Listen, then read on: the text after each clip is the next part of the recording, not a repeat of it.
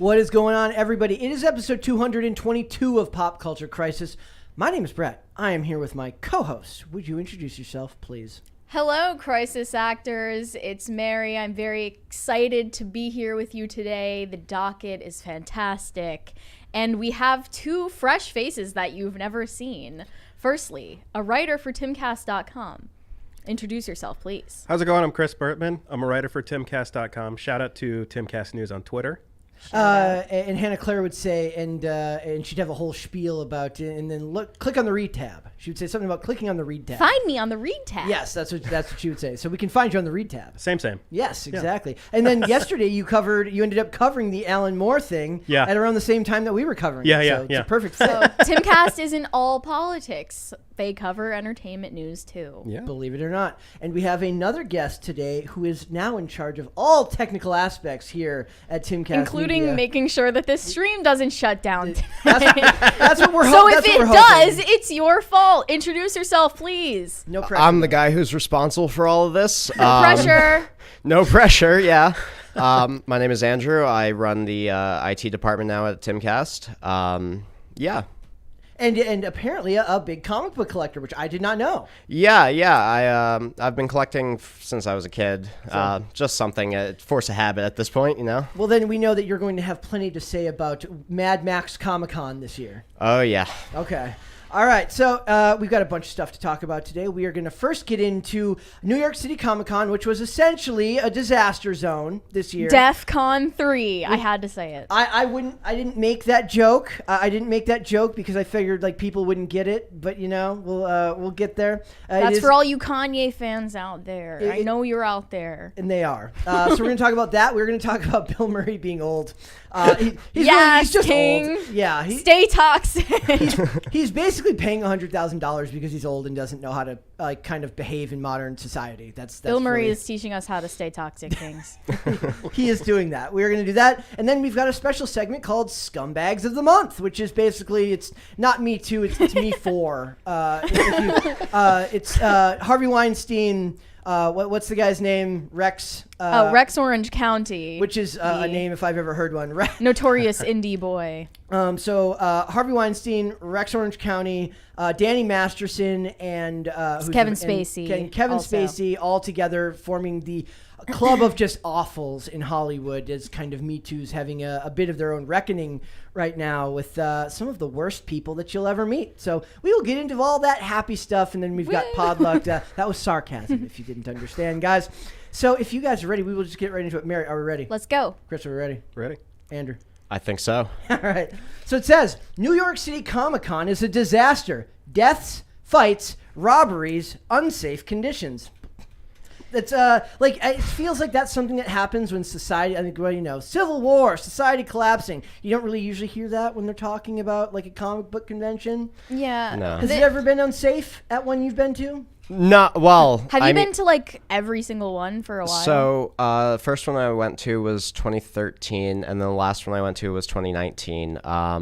Because after that, there was the pandemic, so they didn't do it 2020. Then 2021, they had mask and vax mandates, and I think they did for this one too. No, they didn't actually. Well, they had a mask mandate, not a vax mandate for it. Yeah, I wouldn't be surprised either way. But the mask mandate wasn't enforced, and that was another thing they mentioned in the story. That's the crazy thing about it, right? Is like we have let's get into the first things first, which is that somebody, a cosplayer, passed away at this. He had a heart attack and a stroke, right? It was a seizure okay. and a heart attack at the top of an escalator on site the convention. His name's Mitch Drucker, who's apparently a very well-known name in cosplay. Goes there. He was in cosplay, but I don't know if we know like what he was in cosplay as. No.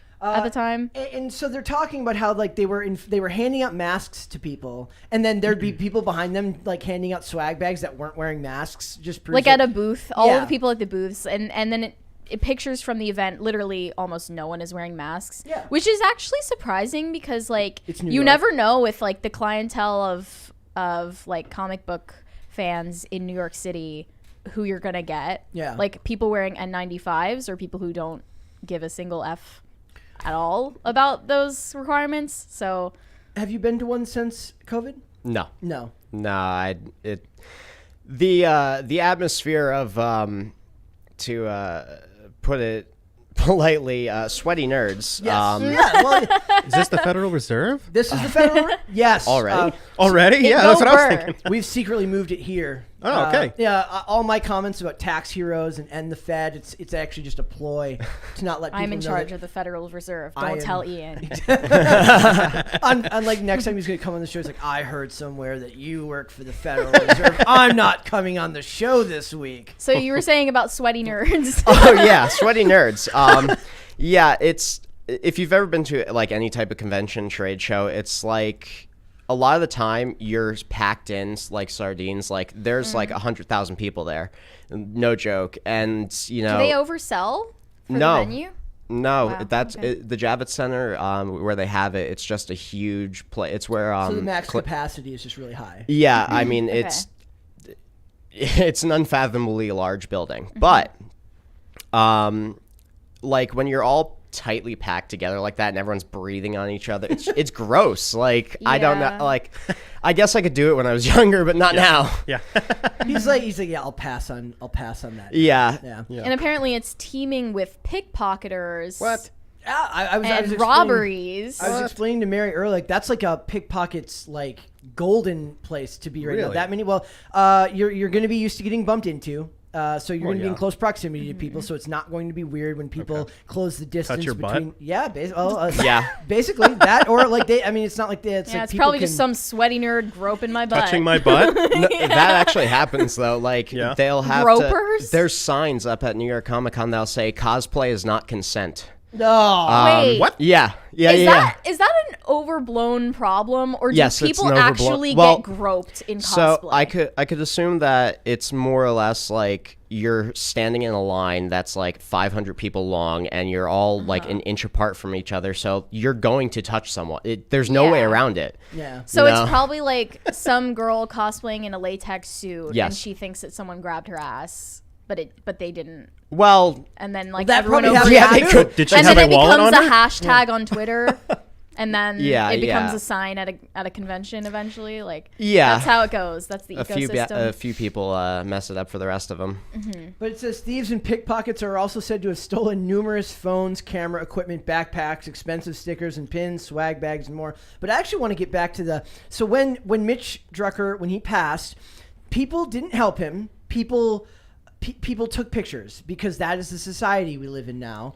And when bad things happen, nobody calls for help or tries to help. Yeah. Everyone just films it on their phone as if like, I want to point out that never in your life, like if you've ever been to a concert and filmed a concert, I'm going to let you in on a secret. I'm going to push you forward to your own future. You're never going to watch that footage that you recorded at that concert ever. Never once. Like you might post it to So your don't YouTube. post it on your story. And- No one else is interested. It's like fireworks. It seems like a good idea at the time to take a video of that amazing fireworks display that nobody will ever watch and you Yeah. will never watch. So that's what they're doing here, and that's honestly fairly disgusting. Well, thankfully, the pictures or videos are not Getting posted yeah. online right now, or if they are, they were getting deleted. But it kind of reminds me of the situation at TwitchCon with that adult performer Ah, yes. who jumped into a 1 foot deep foam pit and broke her back, literally. I mean, more importantly, just jumping into a foam pit at all. And then is people a were bad like idea. recording it as she had just like Yeah. had a spinal injury, and then they Right. moved her out of the foam pit Let when us you're pick not you up. supposed to do that Yeah. at all when I didn't someone has even a know. spinal injury. Like I saw the video, I didn't even know what happened at first because I saw, porn star breaks her back. And that sounds bad. That sounds bad. You're like, that's hilarious. Let me click on that video. Well, Share. Hilarious and probably normal. so I saw Shares porn it star now.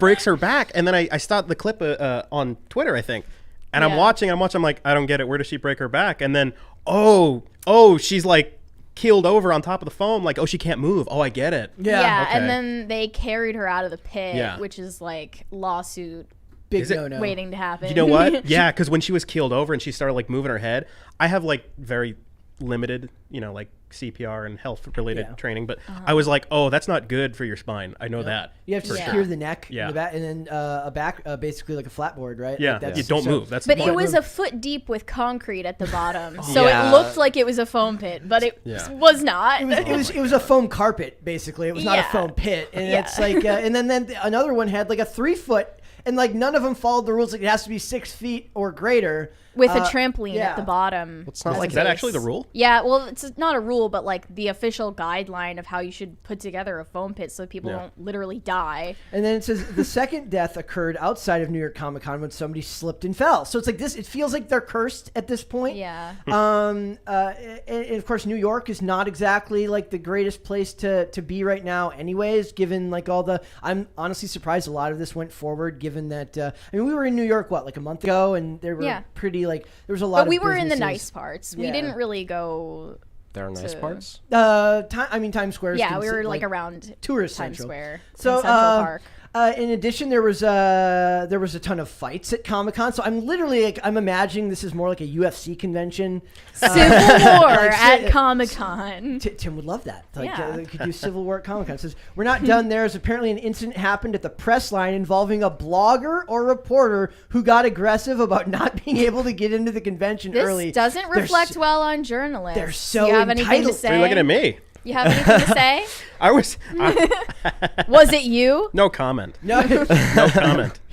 When we reached out for comment, we received nothing back. But like we joke a lot about how like we're never going to get early passes to movies because we're just going to crap all over the movies anyways if they're bad, and they want the people that will fall and they'll toe And the feel line. very special for getting early access And and, they- give it positive reviews. They love that. So this guy's like, I shill for this stupid con every year, and I'm like, I write all these nice You articles treat me about like cattle. about Disney, and then all that happens is you get left to not thank you for finally working, and then you get left in the line with the rest of the plebs, and the guy's like, I am not one of the regular folk. I am a class higher than you, and that's kind of just sad that that's like your goal in life is to be the journalist who then gets to go and still probably have to wear a mask talking to a bunch of actors who don't care about Comic-Con anyway, right? Because like let's face it, the artists don't get the love from the media the same way anymore. It's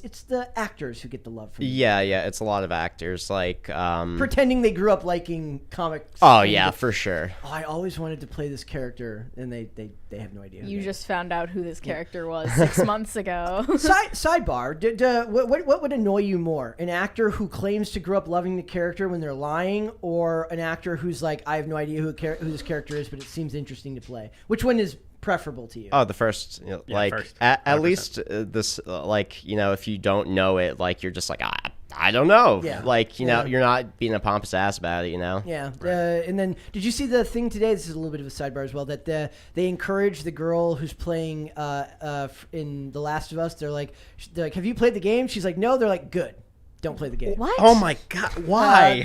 Because it's not going to be like the freaking game anyways. Okay, then why call it The Last of Us? Because it makes them a lot of money to have Oh the my name God. recognition, and calling him Joel when Pedro Pascal probably didn't play the game He either. claimed that he Jeez. watched his nephew play the game for like That's a couple not hours playing the one game. time, so he knows as much as he needs to know. Okay, I watched my wife watch Glee. That doesn't mean I know what Glee is. I mean, it's Yeah. annoying, but I don't know what Glee is. Yeah. I'm sorry. So it's like He was like, it's gonna taint the way I play this character if I watch too many hours. this of kind of him doesn't matter emoting though on screen. because there's literally so much content being made from so many different IPs that there probably just aren't enough actors alive that actually like this stuff to cover all of it, right? Like, because these people were busy being theater nerds and growing up in that sphere, and they just didn't have any interest in that, especially if it's an older actor playing because the character that they're representing is an older person, but it was in a game that was meant for younger people. They're just not going to have the understanding of that material, right? Yeah. Except for, what was it? Who is it from the Batman? Pattinson's like loves Final Fantasy. He got really angry at like his co-star for not understanding why Final Fantasy was great. What? Yeah, like he got like he was trying to explain Final Fantasy to Zoe Kravitz, and she didn't get it, and he's like, you just don't get it.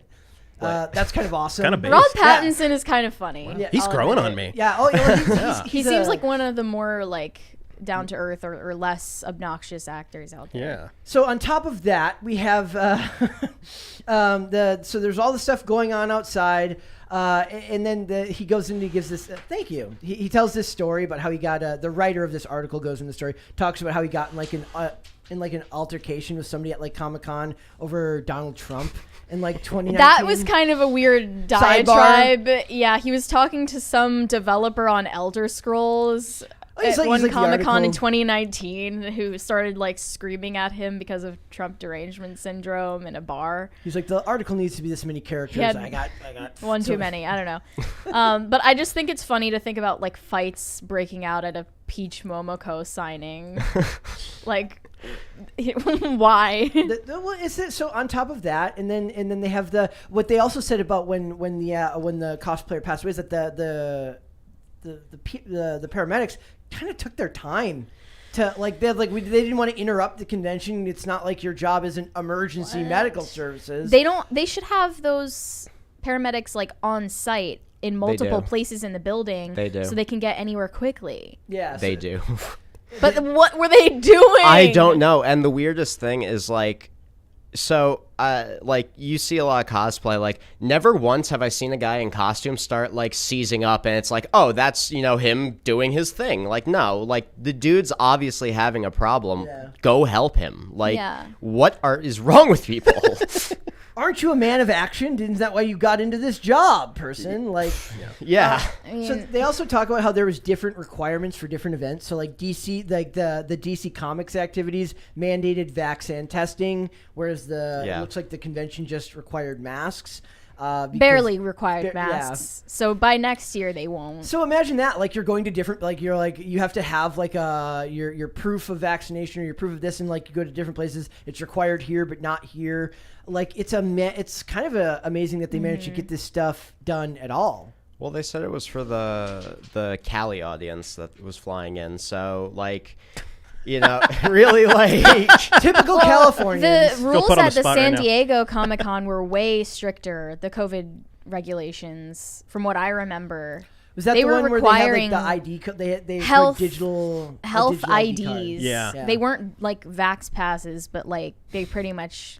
They might as well. Let's just get a swab of your DNA and, you can enjoy your comic books. Just about. I feel like this kind of takes, like, in a world like where these events are kind of designed to help you escape, and then you just have all of this real world crap just pushing in on you. Yeah. As it's happening, it kind of ruins it, right? Yeah, like, it's not fun. And they don't go to New York Comic-Con for big announcements anyways. Like, San Diego is really where they do most of the announcements. Honestly, they do a lot of big announcements there. Like, I'm pretty sure... did they do any this year? I didn't see any. Like, I didn't see any. No? I know that the new Walking Dead show... okay. The one with... Maggie and Aren't there like Negan. 3 now? Fun fact, actually, that was filmed in my town. Really? Yeah. I woke up one morning and walked down. There's just this big gallows up in front of my library with zombies hanging from it. I'm just like, oh, this is normal. That's awesome. Oh, that's cool. Have you ever seen the videos of when they do like when you can audition to be a zombie on there, and they're like, start walking like with a megaphone, and they all have to do their best zombie walk. It's great. Yeah. Like that's that would be. I don't think I would be able to do that. I only learned later that they put in the sound of the like later. Wait, they do? Yeah, they put that in post. Why am I surprised? I feel like that's... You just have to kind of like keep your mouth ajar.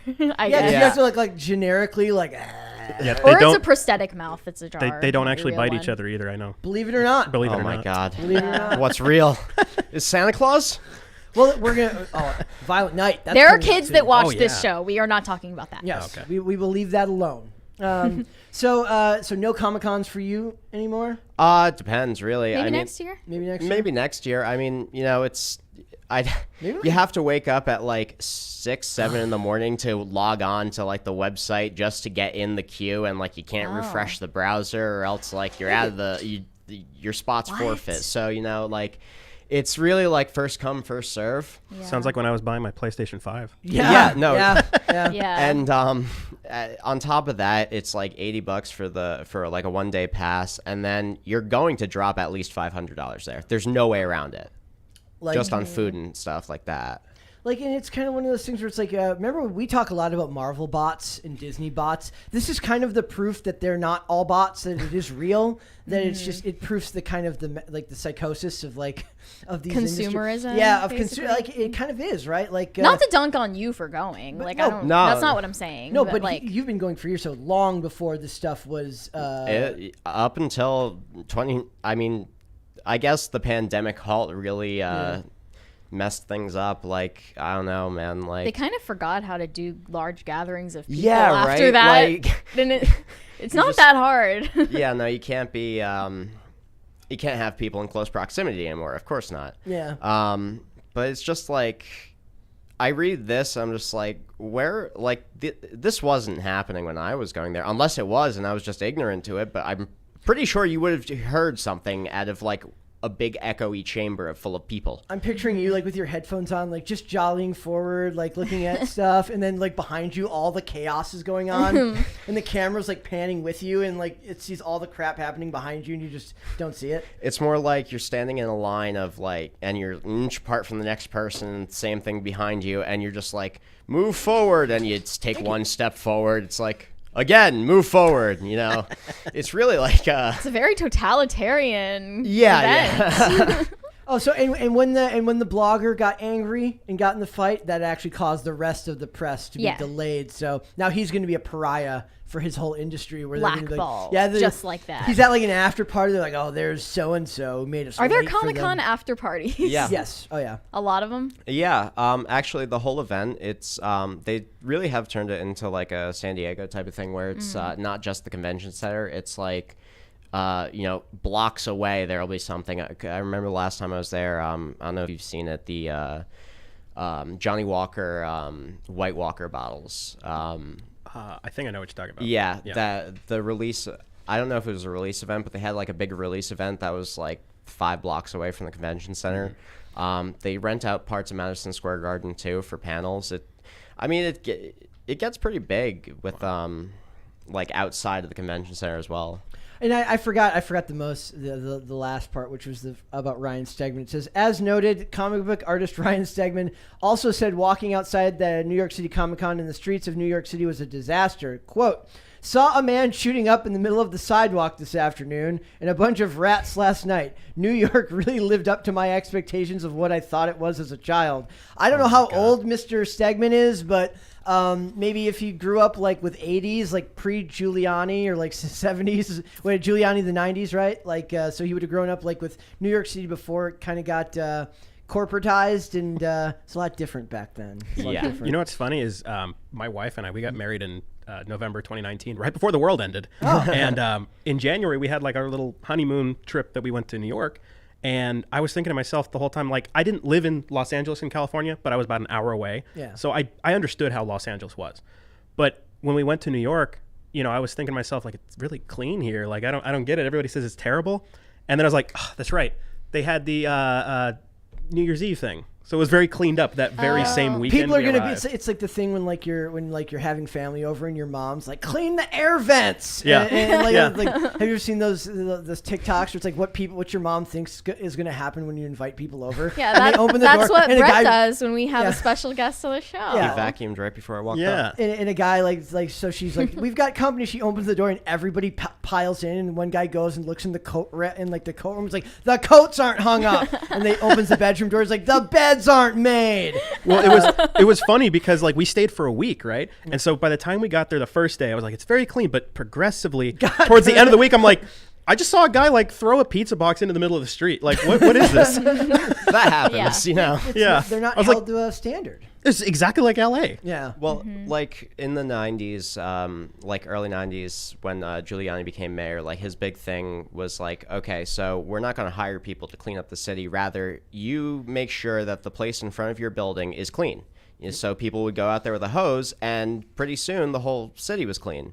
And then I guess it's like people are like, oh, I'll get to it when they tell me to now. Yeah. It's a gross city. It always smells like rotting milk and garbage too. Is Rudy Giuliani Dr. Peterson? He could be. Clean your room. Clean your room. storefront. Yeah, he could be.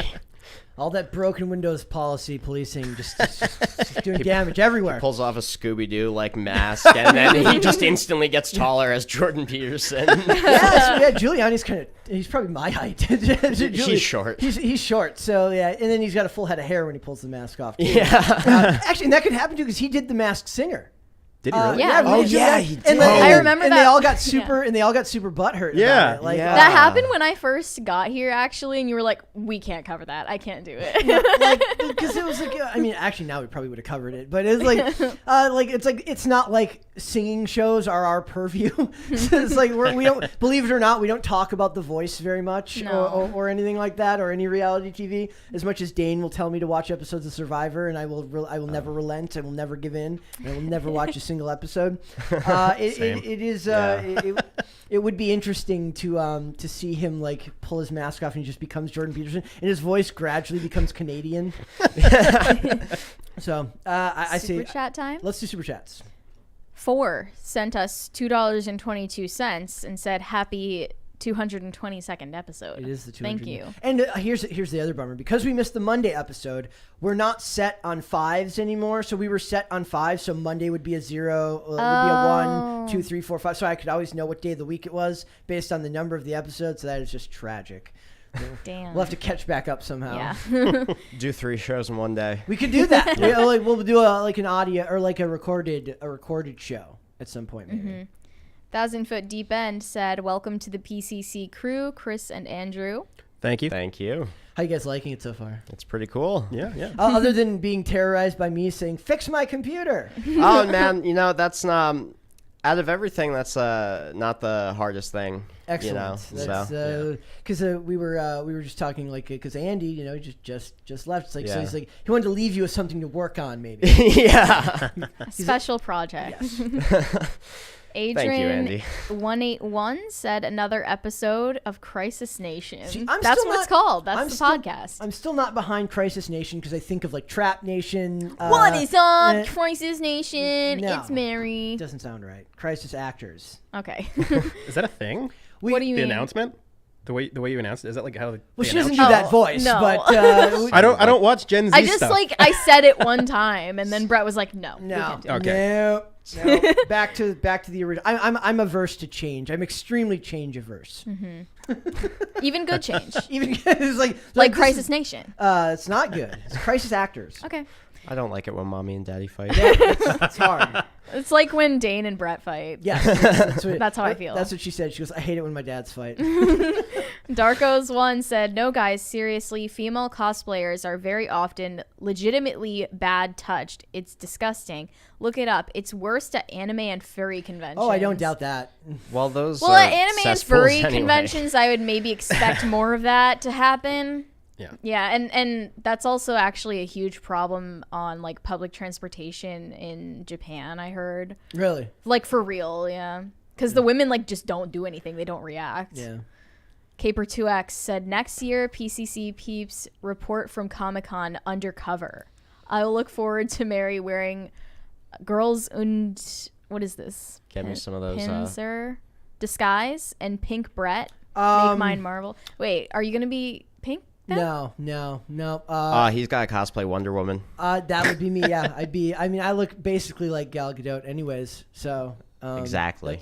Basically. Why would we need to go undercover? Because we would be labeled as bad people. Could we get in early as press I don't think so. and then make a fuss I think that it's we're like not allowed in? $400 for the press pass. So Maybe Yeah. I can use my journalistic credentials. Yeah. Hey, Force my way in. Be Yeah. like they're like we can't let you, and you're like, hold up. I'm a journalist. Okay. guys, I'm a step above. You know who I am. I'm part of the upper class. I am in the ivory tower, if you will.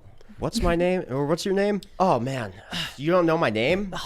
It's a problem. Do you know who my boss is? I'll have Actually, you never fired. mind. You don't need to know. The view from the top is great, guys. Dragon Stalin 1001 said a Timcast employee said Civil War, drink everyone. Civil War.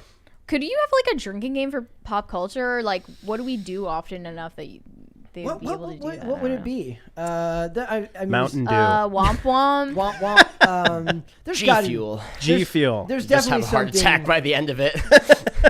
There's definitely got to be something that I say, like, because I always feel like I'm saying the same stuff over and over again. Because when you talk enough 5 days a week, Just every time either of us uses a filler word. Yeah. Oh yeah. If Then you'll actually get hospitalized for alcohol poisoning. if Don't you do that. if you got drunk, if you drank alcohol every time I said or ah, you wouldn't get alcohol poisoning. You would die. You would not survive. Yeah, you would. You'd skip No, the poisoning I guess phase. Ezra It would Miller just and shut Amber down. Heard. Oh yeah, Ezra Miller, Amber Heard, Johnny Depp, and ahs. But we Any of barely them. talk about Amber Heard or Johnny Depp anymore. They kind of fell off. He's back in the news. He shaved his beard, and Oh. people were like, they couldn't recognize That's him. He took kind of pictures of people. disgusting. Yeah, he looks very strange. Like he's kind of got the Keanu Reeves thing I just going realized on. all three of you have beards. Yes, It's awesome. he's kind of You got. need to grow one. Yeah. I'll Have try. you- try harder. Okay. We'll get you one with and attach it with spirit gum. But he's kind of got the Keanu Reeves thing where he looks younger with his facial hair. So the second he shaves it off, he looks a lot older. That's Johnny funny. Depp's thing where he pretends to be younger than he is just cringes me out so hard. Like You're pretending 60. to be a rock star. Yeah, he's not even. Stop. But he's touring dude. with Button up your Alice shirt. Cooper, so, Button up the like- top buttons on your shirt, Just bro. because you own or did he own the Viper Room or something in the 90s? Like, Did he? or he He wa- performed at the Viper Room in the Yeah, 90s. like once or twice. I think. Because he was there when River Phoenix passed away at the Viper Yeah. Room, I believe. I could be Did he mistaken. That pass sounds- away in the Viper Room? Outside of it. Outside. if I remember. went to the Viper Room one time, like 10 years ago, when I was trying to be an actor, and let's just say the networking part was not my thing, because I That- was like, what am I supposed to do? Yeah, Yeah. I hate that Yeah. part of of any of it is like the communication. Yeah, It's right. very difficult. Yeah. It's very, very difficult. Dragon's Talon 1001 said Brett would never go to a Comic-Con. He'd rather go to a furry con as a T-Rex. Yes, he would. Roar. There you go. There you did it. There you go. Walker Texas Danger said big ups to Chris and Andrew for their work. Any chance we'll see a browse by category system for Timcast articles at some point? Don't we have that? It. Not really. No. Okay. Would that have to be farther down the line? Not really. I think it could be done pretty easily. As long I haven't looked at inside that. Yeah, guys, if you have any really complicated changes you want Andrew to make, just send them here and we'll. Oh, let like him know. if you like toggled over the read tab and then saw like the sub heads Yeah. for each category. I get what they. Yeah, that's not too hard. So I actually have to say, like, just doing journalism with you guys, that's something like I like to reference back to like older articles if there's updates or just something that I can reference back to. And it is a little difficult to like find things on our own website. I'll see what I can do then. Yeah. It's like, so you can have the hyperlink where something actually links to an article that's relevant, because most of our job is looking at hyperlinks that have nothing to do with what they're hyperlinked to. Yeah, it says like Kanye's Instagram. It hyperlinks Instagram, and then you go to a description of what Instagram is. Yeah. Like, It's like thank the you so Wikipedia much. of Instagram. Thank you, guys. That's what I needed to know. Yeah. Instagram is a social media platform. That's half the part of the job that's so frustrating So is like trying to figure out what are you guys talking about? I cannot find the original source. Caper2X said Brett could disguise himself as Mary's teddy bear. Who? Mr. Fluffykins? Misty Fluffykins? I can't do that. I don't have Mr. Fluffykins' ears. His ears are actually cut off right now. They are. Well, sadly, that's the way the camera has to be. I need to stop watching YouTube. Said if you thought superhero fanboys was bad, bronies. Yeah, I mean, bronies are kind of past their time now. That's right? not even a I thing knew, anymore. One of my friends was a self-avowed brony in high school, and I think he grew out of it. I hope he did. I always thought it was a big elaborate joke. No. No, they take it very seriously. I think it started out as an elaborate joke, and then people were like, "Huh, this is actually okay. But Let then me get people, into like, this." But for the most part, they kept to themselves, right? I mean, it's kind of just like furry porn, right? I guess. don't know, and I don't want to know. I For don't know, I'm good. bronies? I'm all right. Rega Tan said, went to my local Comic-Con, no mandates, no deaths, crowded but pretty managed, and lot of VTubers. Kobo and Muna was the highlight of the show. I imagine VTubers are a huge part how of it now. wait, how do you do How does that work? Yeah, yeah, how do like, you have VTubers at a screen? real it's like life a convention? hologram in front of the person. They're or like behind wearing the- a mask. Wait, like Wizard of Oz style? That'd They're be just cool. behind a curtain, What? puppeting themselves. That's how you do it? Or Zordon That's- from. I couldn't resist from going behind the curtain. Power Rangers. There's like- Are you Yeah. guys too young? Power Rangers, a little bit. My brother forced me to serious? watch Power Rangers a lot, but I didn't watch it. For Sidebar. real. Yeah, Zed was like Lord Zed was kind of the coolest looking dude ever. he was badass. Yeah. He was awesome. Yeah. Yeah. Hobbit said, drinking game, 3 names, you know the ones. Yeah, there it is. It's Johnny Depp, Amber Heard, Ezra Miller. So everybody here. We still mention Ezra Miller every once in a while. Well, it's because it's one of those things where like we can't keep talking about it and have nothing happen without it being so frustrating. Where it's like, well, he's still free. There's probably still kids around him. He is still at large. And there are karaoke bars all over the country, quaking in fear at the idea of him showing up there. Caper2X said, bad app, I would not read that. Well, she Do I doesn't say would. that? She doesn't say would. She says bad app. I'm not reading. Hypothetically, I wouldn't read that. 1,000 Foot Deep End said, take a drink every time Brett says 110%. LOL. Well, I'm gonna change it to. Do you say that a lot? Do I say that a lot? I don't know. I don't think 110%. I didn't know that. Well, hey, if you don't want me to agree with you with a full level of affirmation, then so sue me. You know what? Fine. I'll say 85% from now on. I'll sue you for 120%. To get the rust back. Yeah. Well, to explain lingering doubts, I will say, oh yeah, 72.3% for sure. 1,000 Foot Deep End said, drink every time Brett does air quote T-Rex fingers. Do it again. Yay. This is a very complex drinking game. Yes, and everybody got wasted. It's like Risk. You have to pay a lot of attention. Johnny Derp said, Johnny Depp's wardrobe is beyond Mary's objection given the furry Ushanka hat. You have to be under 30 to wear a fashion abortion. That is all. That is all.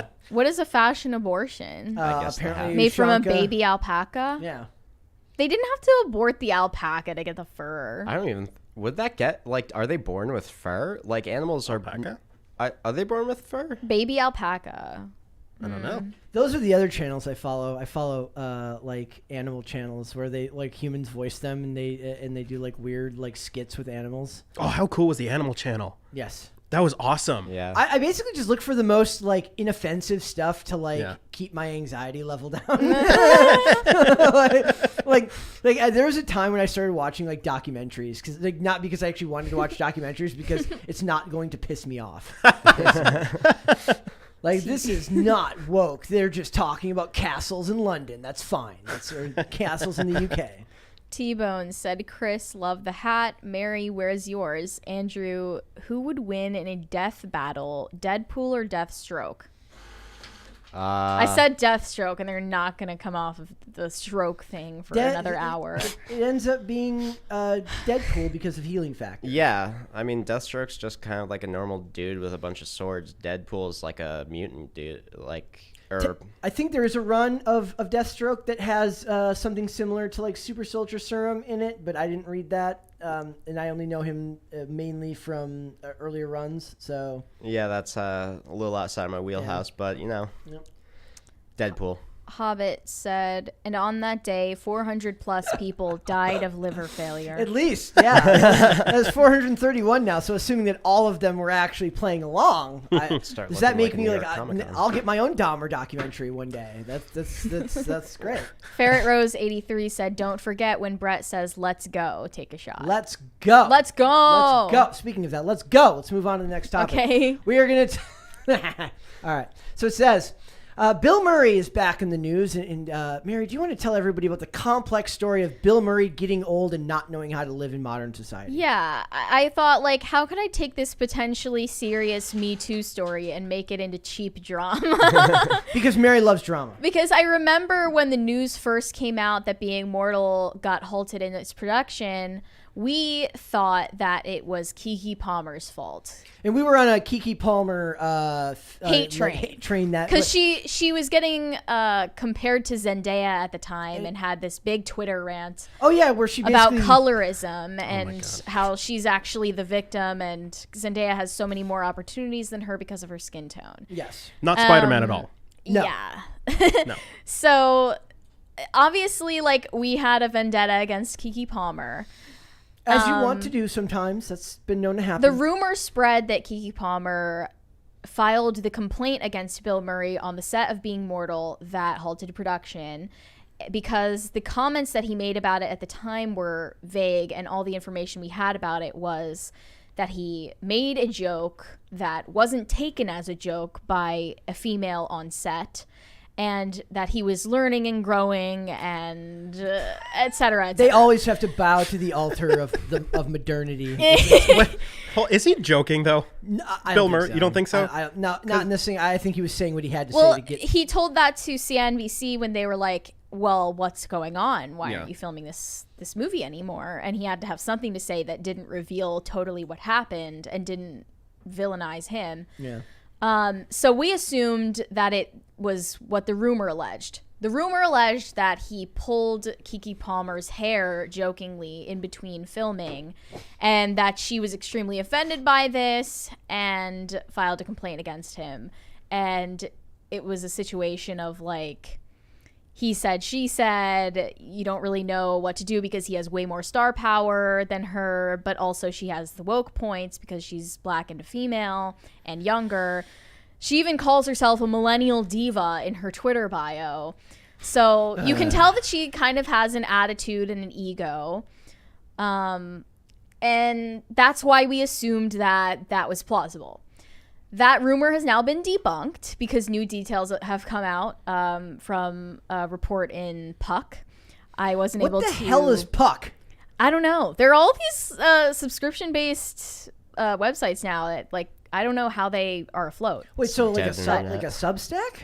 It's not a Substack. It's just like the New York Times, but not the New York Times. But people just have never heard of it. So. Yeah, like Okay. I didn't read the report. I read what came after it, and all the media talking about it. So allegedly, Bill Murray was next to a production assistant on the set of Being Mortal, next to a bed that was on one of the sets.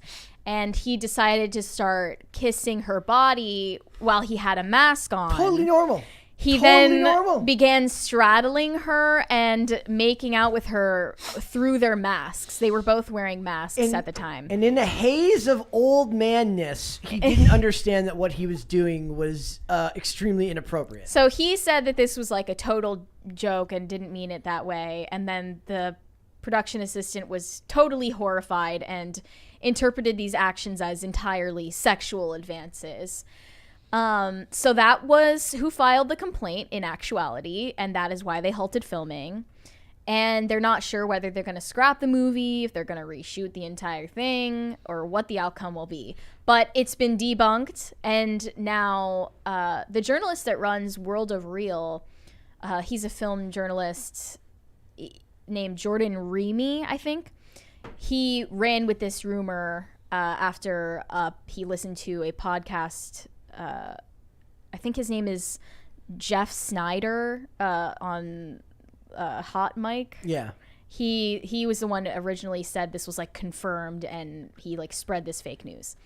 Then Jordan Remy ran with it, wrote up an article saying that he thinks Keke Palmer was to blame because she has such an oversensitive personality. Like, she's known to get easily offended, and she has like a fragile ego. So he ran with that, spread that rumor. That article is now nowhere to be found, but he's getting flamed on Reddit and called racist because You can't push back he on Keke assumed the Palmer. worst of a black artist. I think that's a totally baseless accusation because Keke Palmer has a track record of being easily offended and having a huge ego. So why would we not find that plausible? So we now understand there's two different situations, and what do we believe of both? Do we believe both of them happened? Do we believe the Keke Palmer one happened? Do we believe that one didn't happen? Maybe both happened. Yeah. I don't doubt that Keke Palmer had like on-set tension Yeah. with Bill Murray. Especially given if you are super politically correct in the current age and you're somebody like Bill Murray he's got so much money and he's so old that he's just completely clueless to the fact that this is going on in the world now in his industry, and he's been shielded from it. It says the 72-year-old actor later admitted in April that it was his behavior that halted the production, and spoke about it as a difference of opinion. We believe that one is the one he's talking about with Keke Palmer.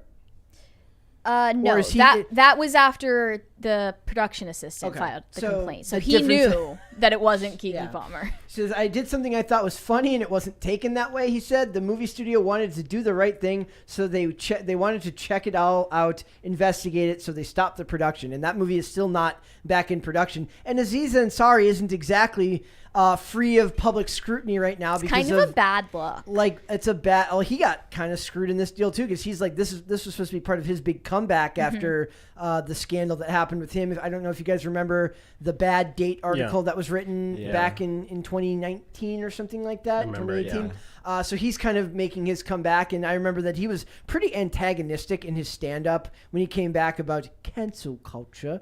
You could drink for that one too. Every time we do Glug, cancel glug, glug. culture, yeah. And thank you.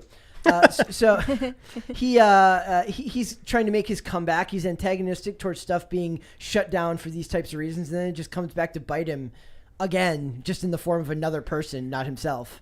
You'd think he would have been like, "Hey guys, keep your hands to yourself." Like, where was the intimacy coordinator in all of this? Where was the HR rep? Where Yes. was the intimacy coordinator?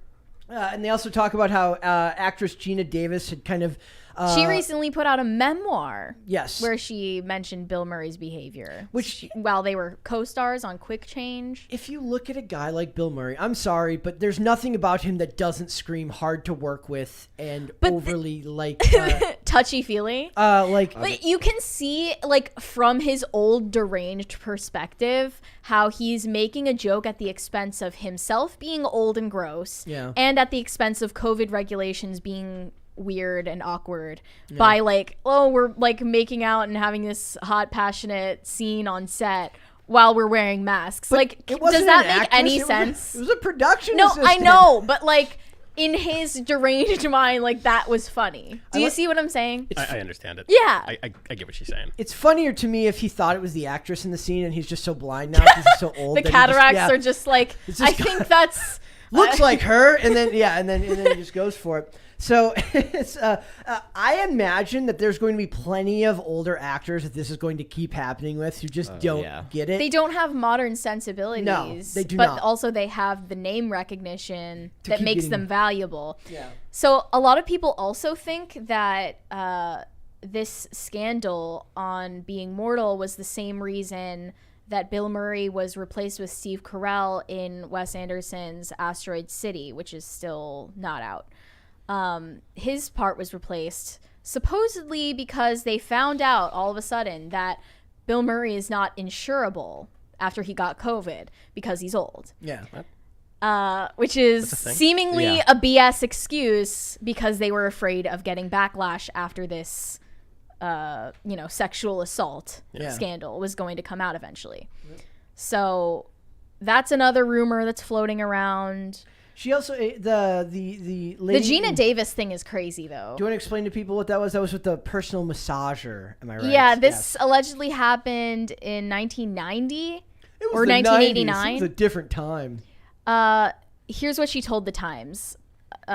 Introduced to Murray, Murray greets her with something called the Thumper, a massage device he insists on using on her despite her emphatically refusing. Later, while they're filming on location, Murray tracks Davis down in her trailer and begins screaming at her for being late. She's waiting for her wardrobe, continues to scream at her as she hurries onto the set, and even as she gets there in front of hundreds of cast crew and curious passers-by. She said, "That was bad. The way he behaved at the first meeting, I should have walked out of that or profoundly defended myself, in which case I wouldn't have gotten the part. I could have avoided that treatment if I'd known how to react or what to do during the audition. But, I was so non-confrontational that I just didn't." And that speaks to the title of her memoir, Dying of Politeness. I guess she's overly polite and non-confrontational and didn't know how to tell Bill Murray no. Stop using your personal massager on me. It's so absurd. Like, I'm sorry. I'm sure it was upsetting for her, but, like, what? Like, listen, What did I just read? there's nothing about Bill Murray that doesn't scream difficult to work with to me, because Yeah. eccentric, that's what you get called when you're poor, you're weird. When you're rich, you're eccentric. You don't get to be poor and eccentric. You can only be poor and weird. But Bill Murray is extremely wealthy, and then you're not difficult to work with. You're just an auteur. And that's how he's been treated throughout Yes, his whole career, career. so you understand why he continues this behavior. And he has his whole, like, the media plays a form of cover-up for him. Look at Bill Murray. He just showed up at a bar and started bartending. Isn't he wacky and cool? Like, it's completely manufactured. It's completely fake. He's the typical, like, he thinks he's cooler than he thinks that he's more interesting than he is. He's just weird. He's just weird now. I never thought about it like that. I guess you're right. Yeah. Yeah, I always thought like Bill Murray, that's just, I don't know, it's just his comedy style. But yeah, I guess you're right. He is just weird. He's just weird. He's just a rich, weird guy. Yeah. And you can see, like what I was explaining earlier, how that joke seemed funny in his head. Yeah. He's like, they are all going to laugh so hard when I get on top of But, this like- 20-something production assistant. Like, part of being funny is also being empathetic and understanding other people's perspective Yeah. and how they would find it funny, and not just imposing your inside jokes with yourself on the rest of the world. He's like, they're all It going to just laugh at this. accidentally works for him sometimes, so he thinks it'll work all the time. I don't know. Not when there's skin contact or Or mask to mask, Yes. really. And Then there's also the complaint from Lucy Liu that was revealed in 2020. Oh, yeah, that from 2021. because they worked together on Charlie's Angels. That he was verbally oh God, I forgot about abusive. See, like when I look at him, I picture a dude who, like, as soon as the camera stopped rolling, starts yelling at people. Oh yeah. Really? Yes, that's what I see when I see Bill Murray. I see a guy who just, he's like, because I don't know if, like, have you ever seen like the makings of comedy? It is like the most. It is the most awful environment to try and be funny for a living like that. Yeah. Like when it's, because it's not funny to you because you've been rehearsing it and doing it time Sure, and time yeah. and time again. It's very different to be funny on cue than it is to be funny in the real world. And when your career is on being funny and eccentric, Oh, yeah. it just, to me, feels like a recipe for disaster. So I imagine more stuff will end up coming out down the line if he's been like this. If he has before. anger issues. Well, yeah, too. like I'm not saying the dude like abused anyone. I'm just saying that he's going to be something that people are going to say he was awful to work with. We talked But about now- David O. Russell and him being difficult to work with on Amsterdam or in past films. And that's another one who is grandfathered in Yeah. to the film industry, who is like this, who's like antisocial and has these quirks or whatever you want to call them. I'm not weird. Makes you difficult to work with, but people have to tolerate it because you're a moneymaker. I'm not difficult to work with. I'm an artist. That's what I am. That's what they're saying. Yeah. And Bill Murray's like, he's got proven box office backing behind him, but my gosh, does he look old now? Like, he just looks 800 years old. Like when he was in Ghostbusters Afterlife, he looked like, maybe it was something about seeing him in the Ghostbusters suit that draws contrast to what he looked like in the 80s. And let's face it, they didn't exactly look like $1 million in the 80s. Like movie stars today Yeah. are all in good shape. They've got washboard abs, the high cheekbones. In the 80s, they all look like dads at like a barbecue. like they all look like they stood around the grill. Because that's what you look like as a movie star in the 80s. And then Tom Cruise comes along and he kind of convinces people that you need to get in shape because to be presentable on camera, that's a big part of it, right? It's that women are going to be fighting that to the end of time now thank you. The inherent value comes in their beauty. And I was looking at an article today from Scarlett Johansson talking about how she was over-sexualized in the early 2000s. But for men, it was different back then, right? Like the men didn't have to have that look. Now the men and the women kind of have to have that look. You could argue that there's more archetypes that fit for men that are outside of your traditional physical roles, but even then, like, we still have like a Rebel Wilson can be traditionally less what they would consider camera attractive, even though she lost a lot of that weight and stuff right now. That there's still room for people of different body types, but then you get pigeonholed into being if you're bigger, you're a comedy person. If you're this, you're that, right? So Bill Murray never really fit into that. So I can see him being difficult to work with because he kind of probably let the success cloud his judgment. If he wasn't always difficult to work with from the very beginning, even before being successful. Yeah. Yeah, and we were talking about the possible double standard for female and male directors, Yeah. and who is allowed to be that type of like antisocial auteur. It's progressive now. Now Olivia Wilde can have sex with her much younger co-star, with her much younger actor. Yeah, she's dating Harry Styles, who she directed in a movie. So I mean, it just seems like the less people actually have relationships and interface with others in the real world, and are forced to go through that like interpersonal friction these days, the more rules we come up with for like the more social guidelines that we have to follow, the more moralistic we are and the more adherent we are to those guidelines, and anything veering off of those is likely to be called abuse because of that. There's no middle ground. It's immediately like we're not socialized properly anymore, so we easily see deviations from our social guidelines as abuse. And you could say that like the other thing about this is we're not talking about him and Keke Palmer. We're talking about somebody else, him and a woman who's unfortunately not part of the same social class, right? Like the people that work on those sets are not high paid people. They're blue collar workers just like everyone else. She's not running in the same circles that he is. So like on the totem pole there's Bill Murray, there's Keke Palmer, and then there's like this random the director, the director, the assistant director, and everybody else who's at that level before you get down to a production assistant who really is the lowest rung of the ladder. Not that it's okay to mistreat them, but also like there was that production assistant on Dahmer who was complaining about getting mistreated and racially abused. See, she got the opposite end of it. She was mad because nobody could remember her name and nobody remembered her. Bill Murray just got a little too handsy. Her with this claim, lady. that production assistant's claim was people were confusing me with another production assistant who was also black. Yeah. Therefore, that has happened to me I'm too. being racially abused. Pretty regular thing. Yeah. Yeah. It's not Like- special. Well, abuse is also like it's kind of like when they talk about sexual misconduct. It's like, what does that mean now? Like they lump them all in together. And I hate Bill Murray getting thrown into the same category as all of the horrible people we're about to talk about. And let's go to super chats, get those quick, and then we're going to get right into the people that we're actually going to talk about, which is the real bad stuff. Mm-hmm.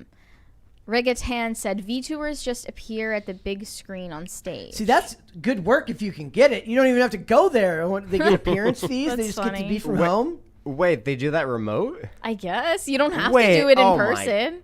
What? Are you like that's such a scam? Like, be cool if they had like a fake TV with like this cut out, and then they're just on the other side of the fake TV. I thought it was something more like that, or like they wheel them around, or like they're just wearing monitor. A mask or something in a dumb big like that. tube TV, like in a big tube TV that basically like a fun house shaped like a V, like Max Headroom or something. Yeah.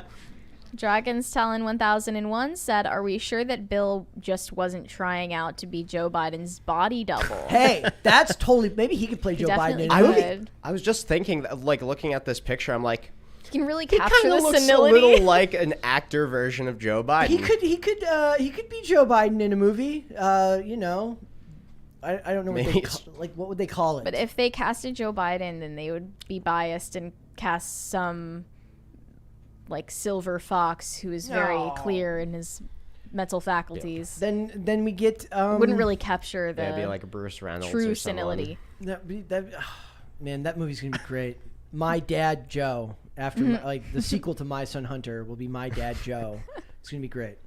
Francisco Sanchez Jr. said, "Rumor has it that Bill Murray called Lucy Liu a horrible actress on set and thus got slapped for the comment. He wasn't wrong, though." She never got into specifics about what he said, though. I do not believe Lucy Liu is a bad actress. I think Lucy Liu is a fine actress. So I'm going to push back on that one a little bit. Whether you want to talk Kill Bill, whether you want to talk, I personally love her in the show Elementary, where she plays Watson. Yes, a race-swapped, gender-swapped Watson. Proof that can be done well if it's done before wokeness took over Hollywood as a whole. I mean, Samuel Jackson. Yes, a lot of people don't realize that. Yeah, and then or Lucky Number 11, she was great in that movie too. So there's plenty of good Lucy Liu out there. I don't know if she's a horrible actress, but I totally believe that that Bill Murray said something awful to her. And then I do like the idea of her like pushing back and she's like pushing. Like, I think they said it happened like on a boat. or something. If I remember correctly, I remember boat. like they were like shooting a scene on a boat when this happened, and I'm picturing her like pushing him into the water. Like that'd be funny. That's fun. All right. So now we're going to get into, unfortunately, we're going to get into the bad stuff. And that is, we are in the middle of kind of Me Too's reckoning as far as Hollywood goes. So we've got Harvey Weinstein, Kevin Spacey, Danny Masterson, and Rex Orange County. Orange Rex County. Orange County. I can't say Brett. that with a straight face. I can't. It's a Gen Z artist. You wouldn't understand. They're kind of the first three are Hollywood mainstays. Rex Orange County is just wrong. I'm sorry, that's just wrong. Well, he's a classic example of like don't trust indie men. never. Don't trust male feminists. Like Don't be alone in a room it won't with a end male well. feminist. Just It because will not end well for you. if he cries while singing to you, he's gonna cry while he's abusing you. That's what's gonna happen. That's not a good idea. Oh my God. It's a joke. Jeez. It's a joke. 5 years after the Me Too movement first exploded, three famous, once powerful men are on trial this week for their alleged sexual abuses. Harvey Weinstein, Kevin Spacey, and Danny Masterson all stand accused of sexual misconduct. Weinstein and Masterson are both facing criminal sexual assault charges that could put them behind bars for life. And Weinstein's already in jail for a previous conviction. Meanwhile, Spacey is facing a civil lawsuit from actor Anthony Rapp, who has said that Spacey made a sexual advance on Rapp when he was 14 years old. So Yeah, that's- we talked about that before too. So Spacey's trial is farther along than the other men's, which are mired in jury selection. That could take up to 2 weeks, they said. Rapp has already testified on the stand for multiple days. He says that every time I saw him on screen, I was reminded that I could not escape that memory, Rapp said. And then he draws comparison. He said it was seeing American Beauty that really set him off, that made it very hard for him to watch anything because he had to watch Kevin Spacey act sexual with a minor in that movie, right? So he says he first came forward in 2017 as cries of Me Too spread across social media. And do you think we've learned any lessons as a society? As a main society, question- I maybe wanna- some of us, Hollywood has learned nothing. And That's what I think the I Rex think it's Orange County very one proves. clear now that because more and more of these cases keep cropping up, the real predators at large in the entertainment industry were so unthreatened by the Me Too movement. They felt so like comfortable in their position of power that it oversold itself by a long shot and didn't end up helping anyone. And we also like covered how the Time's Up movement is a skeletal organization fell to corruption, Yeah. fell to their own Has- corrupt whims. because of their conflicts of interest and their personal drama and the way they wanted to use this activist group to aggrandize themselves. Because you want to be a celebrity activist. and not just all help of them. people. That's all of it. And remember, guys, as I say every time this comes up, it's not enough to just not be an activist. You have to be actively anti-activist. I think you added at one point, you have to be actively anti-slacktivist. Yes. Yeah. In fact, I'm kind of okay with activism. But if your activism is just hashtags and social media posts, you're not actually an activist. And that's what Time's Up And turned posting into. a bunch of stuff about Time's Up or climate change or whatever your pet cause is without actually doing anything doesn't actually accomplish anything. So, like we had a story we covered the one time, the actor from Succession who like glued himself to a Starbucks counter to protest cutting down of trees or something. And I'm like, He was I'm here for it. He was protesting the fact that it costs extra to get almond milk That's what that was about. compared to animal milk. And I was like, at least he did something about it. At least he went out and made everyone's life miserable. They didn't change it, by the way. I'd rather you make everyone's life miserable out in the real world because you actually had to expel some effort to go do that, right? I say like do sit-ins at trees that are gonna get cut down. that was the old school one. That's They all the old chain school. themselves. Thank you. Thank you. Thank you. It's a crisis party. You have to dance. I'm good. Okay. You have to Yeah. gyrate? Those were yeah. Well, now like that's what we'll do every time there's a guest. Like, oh, you have to dance. we won't tell them they don't actually have to, and we'll just wait for them. So they need to actually do something about it. Who was that horrible group in Portland that's always standing in the middle of the street and doing stuff? I don't Antifa? know. Or you- No. The Like what- an actual activist group? Yeah, but it's like The people who were just sitting down. the ones who always sit in the roads and everything. Yeah, on the highway. Oh, and stuff. God, that's that was so around here, annoying. too. A lot of them do something that planet, actually. Something planet. Yeah. I know what you're talking about. That's a tactic that a lot of Yeah. activist groups use. But we could use some people actually actually believing in what they're saying, because maybe it's because it's the realm we sit in. I'm sick of actors who call themselves actors and activists, and all they do is go to fancy dinners, and they don't actually work to get anything done, and they stay in their own circles, and they think that they're doing something about it. And there's something about the sanctimonious tone in which they talk about that stuff that I just find absolutely infuriating. Meanwhile, they've there's all the pictures of Oprah Winfrey with Harvey Weinstein. And all these people that actively sat by and let this guy basically destroy a bunch of women's lives. And Oprah Winfrey, who essentially tried to vindicate herself by being one of the Time's Up spokespeople that spoke at the 2018 Golden Globes. Which takes a whole They're ton so of happy gall. to sit in tuxedos and designer gowns and clap for each other. Yeah. But once the night's over, what are you actually going to do? Nothing. Because Go they're going to online. answer to the same people who are signing the checks, who are the people that you're actually trying to protest against. It's just that it's been diverted and the attention has been put elsewhere. And I'd actually argue that what it actually did is create a culture in which the people that are being held to account, or the people that are getting the brunt of this, are just regular dudes who aren't Or behaving Bill like this Murray. because In the Bill Murray report, they frame this as a sexual misconduct scandal. Yeah. That's the title.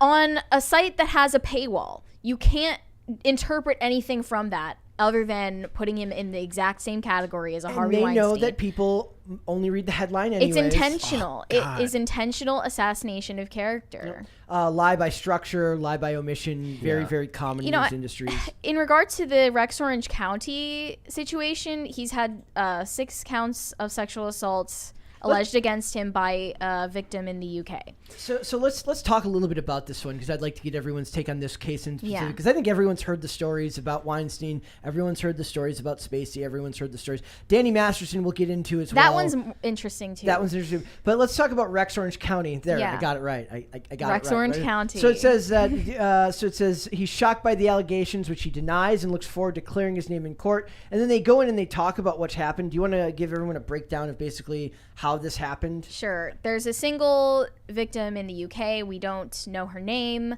Well, all we know about her is that she's over the age of 16, which is their age of consent over there. The Sun reported on this that he allegedly assaulted her in London's West End, and then once in a taxi on the way to his home, and then 3 times at his home on June 1st and 2nd. The Vulture reported this as 2021, but as far as the Sun report goes, I think they're referring to June this year. And he's pleading not guilty. He's going to trial in January next year. We also had the guy from Arcade Fire with his own And stories that were labeled. That was another clear cut, that indie guy who is never trust an indie artist. Yeah. Just there are cases that aren't so clear cut as a Harvey Weinstein or Jeffrey Epstein or Kevin Spacey.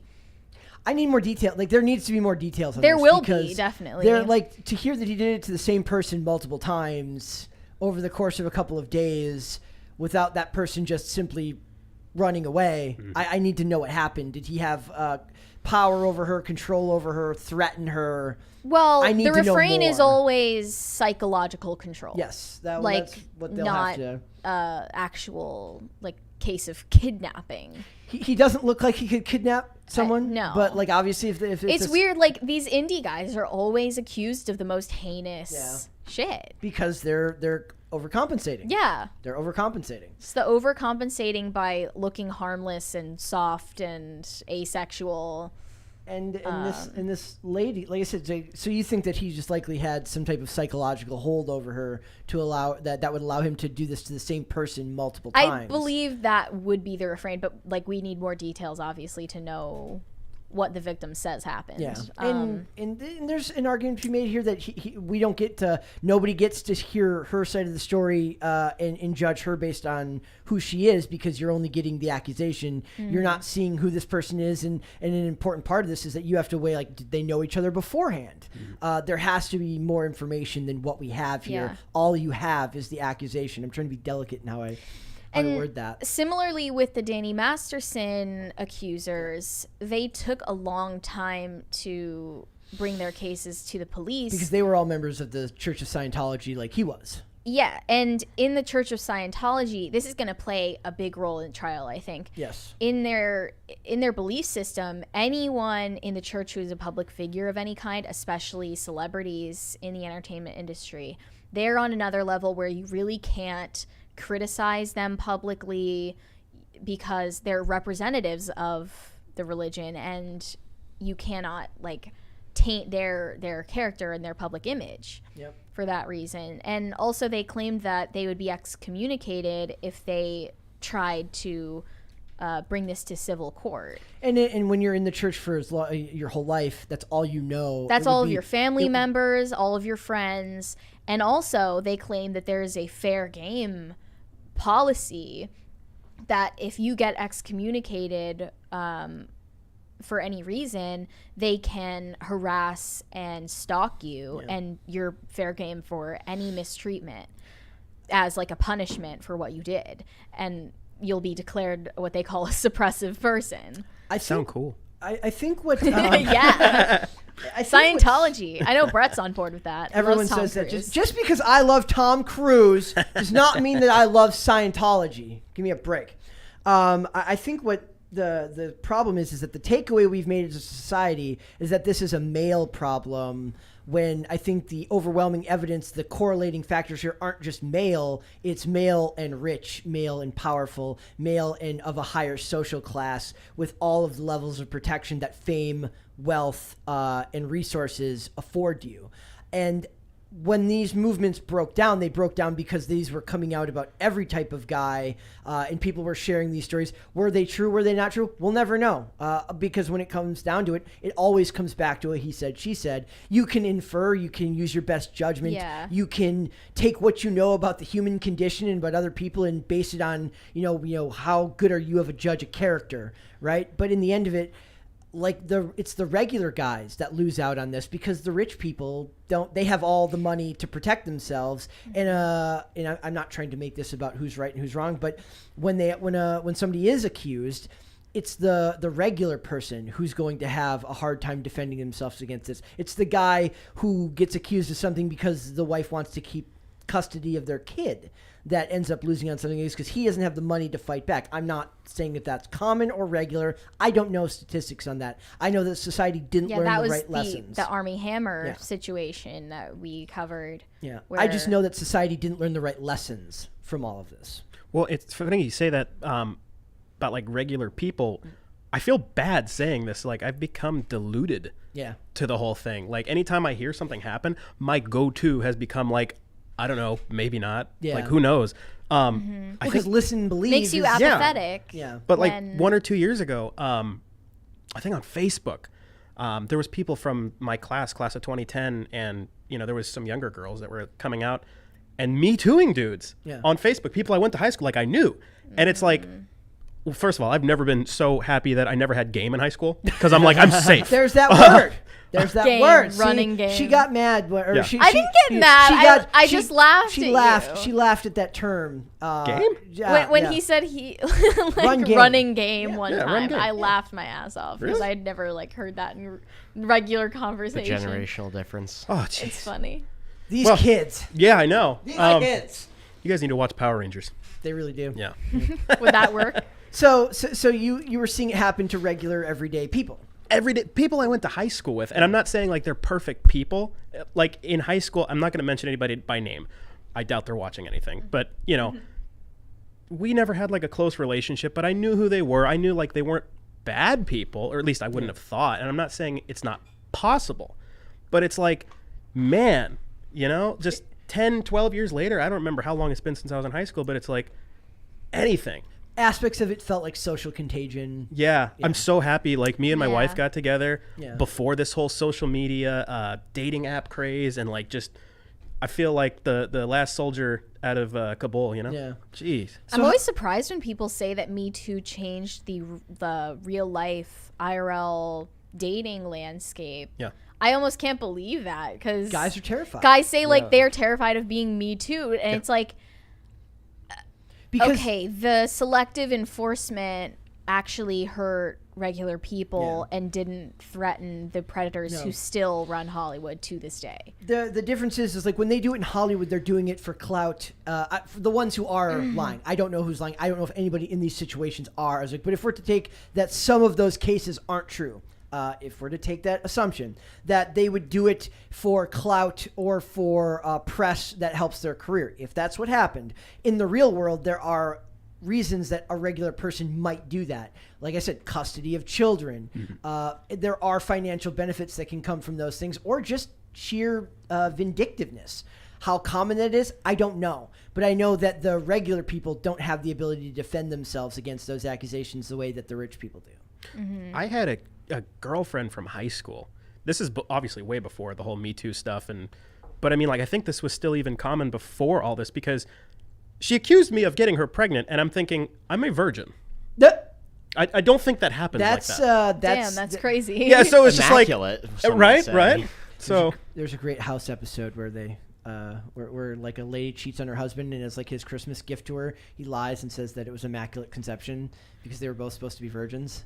In the episode, and she's like, "You proved a scientific miracle in 3 hours." He's like, "No, I think what happened is that she cheated, and I lied because it's great." right, yeah. So I was like, okay, so you cheated on me. That's what you're saying, right? That's awful.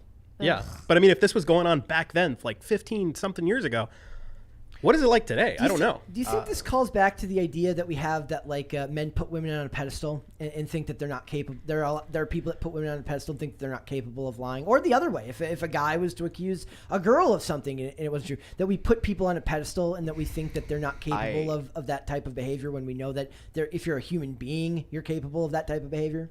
I think it's more or less like people don't understand how they can affect other people. Yeah. Like the hold that, if we're going with this, like the power that a woman will have over a man is like, that will start wars. Yes. So like, you got to really be careful. It's not, people's livelihoods, people's minds, it just all gets taken down with one silly comment or something like that. And should it be like that? I don't know.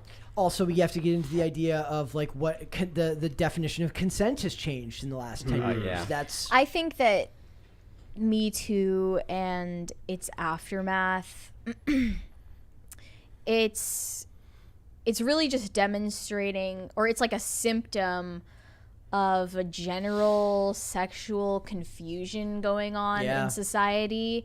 And it missed the mark. We're somehow like more puritanical and yet more like kind of deviant than we've ever been. It's exactly what I was saying about Bill Murray. Like it's the same in any interpersonal interaction these days. Like we are becoming soulless automatons with no compassion. We take pictures of people who are having seizures. Yeah. And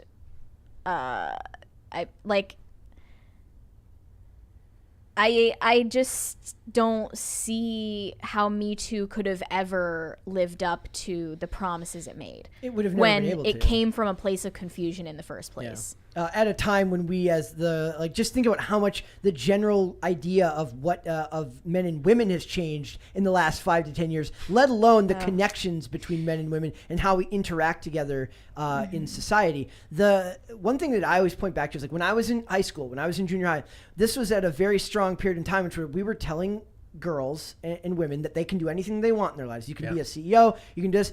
And to our credit, that's a good thing to tell someone that they can do. The problem is we didn't tell boys how they should handle that change in gender dynamics. And along with that, as career gender dynamics change, the gender dynamics between men and women sexually has changed as we are no longer as focused on monogamy. We're no longer as focused on the concept of marriage. And as society becomes more distant, more confused, more like automatons, as you said, how do you expect a simple internet movement that garnered money, but like what it was like $20 million or something like that? Well, $20 million doesn't solve societal rot or trouble, right? Mm-hmm. Like what were they supposed to do? And this is kind of the ultimate kind of definition of just how fruitless it feels. Like all of that and 4 people are going to go to jail. Yeah, and I also mentioned when we were talking about Olivia Wilde, I mentioned that I kind of understand from Olivia Wilde's perspective why she kind of hates men, because if I were in Hollywood and the only men I interacted with were the Hollywood types, and that was just my whole experience of how men act, then maybe I would hate men too, because men in Hollywood are insufferable. A lot of them are predatory, and a lot of them are narcissists. And the problem is they're equating those traits onto the everyday man. Yeah, there's so many more like power drunk people in the entertainment industry than in everyday life. Yes. And that's where it's a breeding ground for this type of predatory behavior. And they brought up the Me Too movement as something that could span across more than just Hollywood, but go to the like science, tech, finance, the academia, like any and all corners of society. Yeah. And they were actually diagnosing a problem that disproportionately affects them. Not other people. They weren't willing to point the fingers at themselves.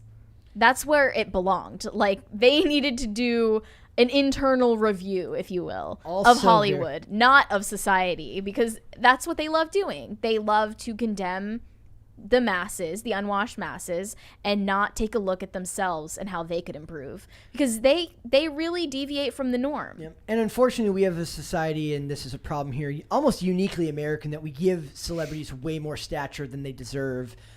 Back in the day, they were considered just a rung below prostitution. So now we hold them up. Is that the case? I read that somewhere. I have no idea if that's actually true. It's an old wives' tale. It's an old wives' tale. See, that's what really died with the internet, is the beauty of the old wives' tale. And like that thing your aunt tells you that you think is like, if you shave your beard more frequently, it will grow back fuller. Well, that does not work. One thing the internet tells you that's not true, but for 20 years you could have done that every day. It was just a way for them your parents to trick you into staying well groomed. But like the idea here is that like we as a society have not we tried to put celebrities on a pedestal, and now we're reaping what we've sown by doing that, by putting a bunch of deviant narcissists on a pedestal and then expecting society to get better. Well, that's not what's going to happen. Yeah. So, with that on cheery that thought, note, let's go to Super Chats. Potatoes for Seamus said, fresh meat on the show. We are pleased. Crisis Fresh Nation. meat, okay. We should get you guys shirts that say fresh meat. I'll wear it. The Crisis Nation is satiated for now. It's like a blood sacrifice. Bryce E said, have you guys checked out the new I'm guessing it's supposed to say Megan? Megan trailer? I don't know. It's like a mix of Chucky and Annabelle. Interesting. I was never a big Chucky fan. Really? I was not. I'm not a horror movie guy. Oh, come on. I saw in your profile it said you're a big horror movie guy. Yeah. It was actually like the Dahmer case. I don't remember when it happened. I was a little too young for that. Yeah. But I remember my parents explaining it to me when I was, 7, 8, 9. And I was fascinated, absolutely fascinated by it. And I went down another rabbit hole of because I confused Dahmer with Donner Party, which is another cannibalism thing. Yep. And so I was just, from there, I'm into horror. What is your favorite horror series? Are you excited about Halloween Ends? Yes and no. Yes and no? Yeah. Just because they said it's going to be different, I'm like, stop making it different. Well, also she said she's open to coming back. I'm like, so it's not the end. Are you excited for Scream 6? Are you serious? No, Nev Campbell. I'm not interested. Not interested. I was not. Yeah. I'll watch it, but I actually watched a really great review the other day where I love the first 2 Scream movies, especially 2, even though 1 is obviously the better movie. Yeah. But I love Scream 2 because that was like at an age where I was just old enough to start. I mean, I wasn't old enough, but I was watching it. Yeah. And then Chris Stuckman did a review where he beautifully intellectualizes why it's not a bad movie. And I was annoyed that I couldn't that I was not able to kind of better explain why I thought it was a pretty good movie. And I love that second one in particular, just because that came out at a time I was like, I was like 11. 97, I think. Yeah, right? 97, because 1 came out in 96, 2 came out in 97. Yeah. Came out 1 year apart, and I love that first movie, or those first 2 movies. Someone in the chat said, from there I was interested in cannibalism. Perfect. Well, we look to introduce people to new exciting things that they can look into here on the show. New hobbies. Yes, new things new things hobby, you can take up in your free time. You do? Jonah Schmitz said, I've been inspired by you guys to make my own entertainment. I've been animating a TV show over an Idiosyncrasy Media Group on YouTube. Awesome. So we need more of that. We really do. Like there were some people in the chat the other day that were talking about like we need to be like this channel isn't here to create, like we're here, like this is its own form of entertainment, right? But we're not creating like TV shows or media like on this channel, but you know the idea is like podcasting isn't that world, right? This is a different form of entertainment, and the idea is that you want to champion the people that are. That's why I like to bring up Eric Chalai, what he's doing with ISOM, all of the independent creators, whether it's Ethan Van Sciver with Cyberfrog and all of those channels. I love that they're doing their own thing. I agree with a lot of them on some things. I disagree with a lot of them on some things, but anybody that takes the time to kind of do rather than say, I have a lot of respect for. So I just looked at their YouTube channel and it says, tired of big media remaking the same ideas over and over again. Yes, we are. So are we. Hannah Claire is definitely. Idiosyncrasy Media Group provides you with content that's original, dignified, and creative. And whatever you do, don't sell. Don't sell to these big corporations if you're serious about it. Like, that's a hard thing to say, but like I mean, that's what got us here, right? It's that people make something amazing and they want to be paid for that work, which you understand. Like, they have every right to want to be paid for that work. But what people are realizing now is that price really worth losing control of something that you created that you think is beautiful, only to let Disney of all people destroy it, right? Yeah. So. I need to stop watching YouTube. I'm not reading that. Definitely not reading that one. Said, hey, I love you nerds. Okay, bye. Also, watch Tacti Platti Nelly meme he made. I'll have to check it out. The Nelly Furtado one? I don't know. Maybe it's Nelly the rapper. Or which Maybe one? It's got something to do with Breathe Right strips. Remember Nelly used to wear Breathe Right strips? She did? Nelly, that rapper Nelly, not Nelly Furtado. Two Nellies. Two Nellys. Okay. Nelly the rapper. This is a big surprise. Yeah, low key. Yes. Sure. Different people. Okay. DC said, Brett, still checking for memes on PCC subreddit? I have not been on in a while. I'm going to have to check today. We'll have to check. Maybe this week on Friday we do meme review. Yeah. You guys do meme reviews? We're waiting to start. We're going to do a meme review. Like, we want to do a meme review for the PCC subreddit. But I'd like to do just a general meme review once a week. Yeah, like pop culture memes and then also pop culture crisis memes. I mean, most of everything I post is memes. That's like it's the best. Communicating memes. Yeah. The highest form of culture. Memetics. Yeah. Yeah. Potatoes for Seamus asked, Brett, are you still rocking the blonde? Are ya? There it is. Roots coming in. Roots. Oh yeah. It's gonna look horrible. Are you gonna re-bleach? Nope. I'm gonna just let it grow. It's gonna look awful. Damn it, Brett. It's gonna be fantastic. All right, those are all the super chats. All right, guys, we got Podluck time. So I got two big updates that I want to give you guys as far as DC productions going on right now. The first is that Wonder Woman 3 has an update that is both good and bad, and I will explain why. So there's a major Wonder Woman 3 update should come as a relief for DCEU fans, and is a reason to get excited about the future of the DCE universe again. So one thing that's true is that if you have a little bit of power over there, you seem to be able to get things done faster, i.e. The Rock was able to get Black Adam done in in like less than 2 years, when every other movie they have has like a 9-year incubation period before it actually comes out. Ezra Miller will be eligible for like his AARP card by the time the Flash movie comes out, and there will be a lot more victims and a lot more karaoke bars destroyed before we actually get there. Because they were like, maybe he'll stop. They're like, we'll just keep postponing it. But so a major update is that Wonder Woman 3 will be coming out soon because they have finished the script. That is the good news.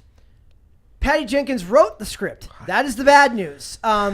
Monster notwithstanding, Wonder Woman 1984, it's not good. And she really shouldn't have written that. And from what I understand, the first Wonder Woman movie was heavily influenced by Zack Snyder in its production and writing. So I'm glad to see that they're pushing forward with this. I think that Gal Gadot is a fantastic Wonder Woman. I think that she is exactly the type of... I kind of put her in that same category as like a Margot Robbie as far as knowing what to say, when to say it, and when to shut up. Knowing how to kind of be magnanimous and diplomatic with both fans. Even if they privately haters hold alike. opinions that we would find abhorrent, they're So good an at actor. shutting up. The more I learn about Margot Robbie, the more I love Margot Robbie. Just hearing between that story today about her insisting on doing a scene naked for The Wolf of Wall Street because she said that remember how I always make fun of the idea of like they want to find the truth in this scene, like what is the truth of this scene, which is the most pretentious sounding thing. She was like, the truth of this scene is that I'm playing a woman who had to use her body to get everything that she had in life. Yes, she wouldn't have Why would I been- not be naked in this scene? She basically says, I'm not saying I agree with it, but she's refreshingly nuanced in her take. And talks about how at the age of 23, she basically had to do a scene for 30 guys packed into a bedroom set where she had to pretend to masturbate for like 12 hours. I think those were two different sets that she was talking about. The 30 cast and crew inside the bedroom thing was for Wolf of Wall Street. Yeah, that's what I said, for Wolf of Wall Street. Was it? Yeah. It was. Okay. So the idea here is that these actors, the ones who stay true to their craft, but also know when to talk, when not to talk, and what's important, that's a big thing because most don't know when to shut up these days. So I'm pretty good with... I don't know. Gal Gadot did the Imagine thing, which I pretty consider unforgivable, unforgettable. To be fair, she kind of like... She admitted afterwards that it didn't land. She's like, maybe It didn't wasn't... just not land. It was just I know. stupid. I take more of an issue with the other people who joined in than the person who did it and just tried to hit the single and just failed. Aaron Paul. Like all the other people are the ones that They were all the likely suspects. yes. Oh, that was a different one. Not the Imagine one. The one where they were coming out and being like, I'm not going to tell racist jokes anymore. Yeah. Which one was it? I don't apologize. They had like 3 of them. Yeah, that's it's to stand up against white supremacy, which has something to do with him acting, I guess. For What a some reason. ham. So the script is completed. The news should be as a relief to some, as it shows that DC might have their movie slate more intact than it might have appeared. Well, that's a problem because they're still doing reshoots on The Flash. Marvel's got their own stuff going on. I don't have the dates pulled up, but they moved a bunch of dates for movies, including Secret Invasion. They moved, obviously, Blade is now off the schedule while they look for a new director. So they're shuffling a bunch of stuff around. I don't know how good Wonder Woman 3 will be. I loved the first Wonder Woman movie. The second one was really bad, and they still have to come up with a reason to explain why she kind of sexually assaulted that guy in the movie. Do you remember that? There will be no I explanation. don't want to remember the whole Brett. movie. they're going to have to find a way to explain their way out of that one. No, I don't remember somehow. that part. Well, basically, because she is the guy. The guy. It's not really Chris Pine. It's not really Steve Trevor, Right, but it's just a yeah. random guy, and she definitely does the dude, knowing that it's not actually. I completely missed that part. Yeah. Hang on. It's. I must have checked out because I was not into the movie. It was bad. It was not good. Wow. If things went the other way, it would have been very, very, very problematic. Okay. But because it's a woman, it's like, hey, it's fine. It's fine. Yeah. So we've got that, and then we've also got this kind of rumor that they're saying they want The Rock to do the Kevin Feige job at DC, which is weird because he's not an executive, not really. Well, because he's kind of taken it upon himself to become the Black Adam DC Yeah. EU. Like, he wants to be the face of it. And he does, and I think part of that is like it's star power, and he knows that he's like he was originally supposed to appear in the first Shazam movie, I think in a post-credit scene, and he said that shouldn't happen, that they should move it to his own movie first. But the thing is Kevin Feige is a unique and maybe once in a lifetime case where he is both an executive and somebody that was extremely familiar with the lore of Marvel Comics. And that's a very unique skill set to try and find. You could make the argument that Jeff Johns can do that, but his track record with movies is unimpressive, to say the least. Greg Berlanti is a producer, but I don't know how much he knows about the comics. He just produced a lot of them for the CW before they were bought by Nexstar. Joss Whedon. Joss Whedon is problematic now, so they can't really do anything with him. He was originally the one who was going to helm the Batgirl movie before all the allegations came out against him from Charisma Carpenter and all the people on Buffy and like the... he's like, all these women wanted to have sex with me. That was the thing that he said. He's like, what was I supposed to do? So he's kind of problematic and isn't going to be. And I'm not, everyone here knows I'm not a fan of Joss Whedon, and I'm not a fan of his writing anymore. I don't like the constant pop culture references. I liked, obviously, Firefly, fine. I like Dollhouse as a bad sci-fi show that could have gotten more seasons, but I wouldn't want him wholly in charge. Thank you. Wholly in charge of all of DC. And I don't know if there's somebody you can put into that role right now. I don't think there is. Right now, I think the dynamic with The Rock is that they're just like, this guy doesn't hate us. Yeah. Make him be in charge. Yes. Like one of the tweets was, at this point, I think he should be it. Passionate about the DCEU, listens to the fans, markets the movies well.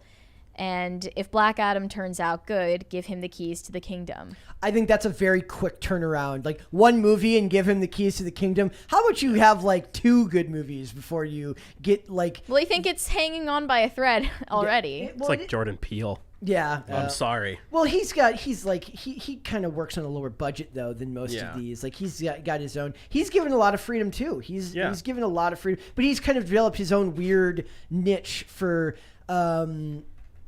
social commentary horror that when it's done by other people tends to be very crappy, and his is hit and miss anyways. But he's got a lot of capital built up in Hollywood.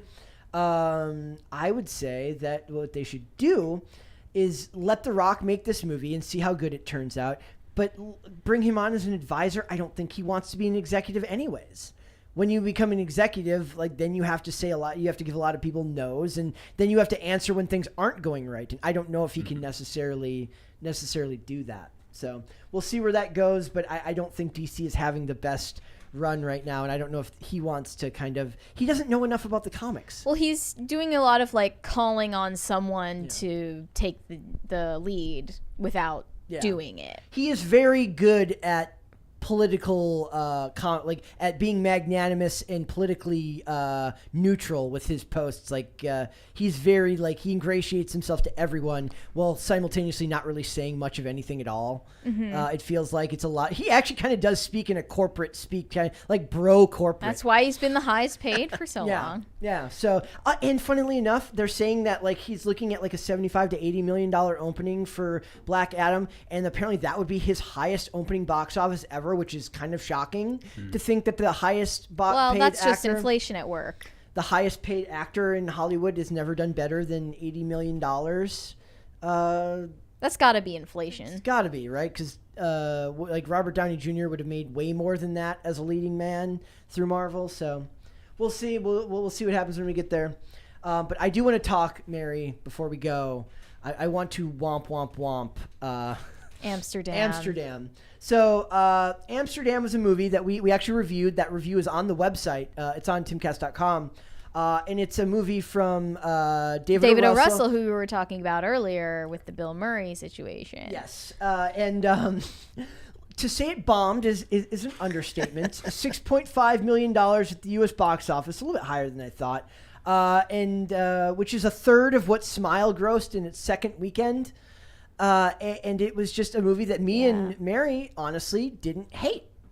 It was kind of cute and endearing. I hated the aside third act. from some of the political overtures. Yes. But it wasn't too heavy-handed for us to enjoy it. it was overall positive, kind of a recommend at the end of that review for me. And then the movie had an original budget of about $50 million, which ballooned No, to 80 million. No, $50 million that ballooned to $80 million because of COVID restrictions and stuff. Okay. So the original budget was 55. And I don't understand how they had a 70 million marketing budget when like no one had heard of this. Had you guys heard of this? No. Did you? I got distracted, but But how do you guys get used to that? I don't know. It takes time. Takes time. To filter it out. 222 But had you episodes. heard of had you heard of Amsterdam? Only when like you guys had invited to go, I was like, what is this? I don't know what it is. Yeah, exactly. This is a band? Like, no one had heard of this movie, Yeah. even though they had $70 million to market it. Yeah. Something went wrong here. It could be that the marketing was done to terrestrial TV, like to radio and TV, where older audiences would migrate. The thing nobody The watches thing anymore. Nobody watches anymore, Okay. but they're not. We're not the age group of the people that this movie is Yeah. being marketed to. Yeah. This would be marketed to people in the old people that watch CBS. People who remember the 1930s. People, yes, those who are still longing for like the Reagan years, and because that was when they were in their 50s. No, So my dad. Yes, I- I'm kidding. I almost want to blame this movie flopping on just general cultural philistinism and the mass, like the fact that the masses will flock to a Thor: Love and Thunder. But anything that's not given that stamp of approval, being part of a franchise, they won't go and see and take a risk on it. And let's face it, it's expensive to go to the movies. Yeah. That's a factor. It's yeah. very expensive to go to the movies, and I wonder if the marketing budget is that high because of how many big name celebrities were in this movie. The average marketing budget for a movie is about take the budget of the movie and times it by 1.5. So this should have been like a $40 million marketing budget, but nobody knew it was coming. I got advertisements, but it was on websites that we use to look for articles that we're talking about Things on the only show. we would see Yes. because we obsessively look for new releases. And even then we were like, what is this? Yeah. So Found out about it like relatively late in the game for them. and I think movies like this tend to do better. The dilemma that I pointed out was like a movie like this, people aren't going to want to go see it in the theater, but it might do really well on PVOD or on streaming, right? But the problem is to get its legitimacy, to have this many big actors, you can't just put this straight to wasn't an option. to streaming. That was never an option with Christian Bale. With Margot Robbie, with John David Washington. And the Zoe reason Saldana. all of those actors participated in it was a personal loyalty to the director and it being a theatrical release. They would not have done it if it were streaming exclusive. But this is not the case of a movie that did just kind of well and then will make up its rest of its money on the back end. This is looking at $100 million lost minimum. This is not making its money back in any way. So I asked, like, who the hell was in charge of the green light on this one, and why did they? It's strange because David O. Russell has had such a good track record with big blockbuster movies. And so it says they say it's kind of a mess, and I say that as someone who likes complicated, messy movies, I'm all for an adult drama that requires you to turn on your brain or accept some eccentricity. But Amsterdam, in my opinion, spends too much time chasing its meandering plot across multiple continents and not enough time getting to know any of the characters who aren't Christian Bale. That might be kind of true, but he's the narrator for the film. He is your through line for the whole movie. I thought that Margot Robbie's character was well defined, and I think as we talked that this movie's at its best when the three main characters are together. But where did they expect the money to come from on this? You're right. Nobody's coming to this movie at 15, it's a reality, but it's sad. Like when a ticket costs $15 to $20 a piece.